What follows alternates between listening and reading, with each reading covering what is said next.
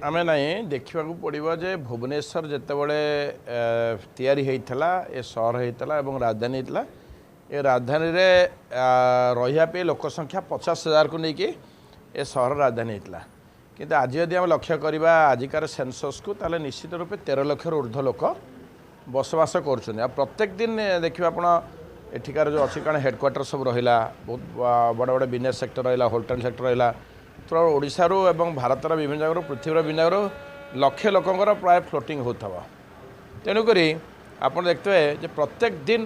बर्तमान समस्या हूँ सब ट्रैफिक समस्या जेकोसी जगह को जीवे आप मिनिमम जो ट्रैफिक सिग्नाल अच्छी 3-4 थर से सिग्नाल को अपेक्षा करेगा गोटे छक क्रॉस करने को आप जानते गो टू द एजी छक जातु कि कल्पना स्क्वायर जातु आ सबुठू बर्तमान देखिए अवस्था असंभाला होचे जयदेवार छक यदि नंदनकानन एरिया को जी तार मिनिमम गोटे घंटा समय नहीं जावाक पड़ो आउ गोटे भी हूँ आप जो कटक पुरी जो बाईपास आप जी पहुँच जाए से से भाया समस्या सृष्टि हो तेणुक आउ मझे मझे जो वीवीपीआई मैंने ग्रस्त कर समस्या सृष्टि हो ट्राफिक समस्या हो कि आज आम्बुलांस जावाई हो तेणुक निहाती कम आप बर्तमान आवश्यकता हो कौन फ्लाएओवर ब्रिज आपंकर जो कल्पना स्क्वायर जोटा अच्छे सेटा देखिए सेठी हवा दरकार अच्छे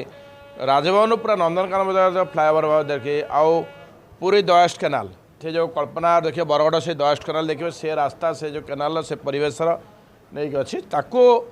केमती युद्धकालीन भितर हे से मोर क्वेश्चन नबार था निहाती आवश्यकता कारण मोर जी अभिज्ञता भितर जे सबुठ बड़ समस्या होची भुवनेश्वर बर्तमान ट्रैफिक समस्या ताको सुधार निहाती कम फ्लाएओवर ब्रिज मेन जगह फ्लाएओवर ब्रिज हबार आवश्यकता रही।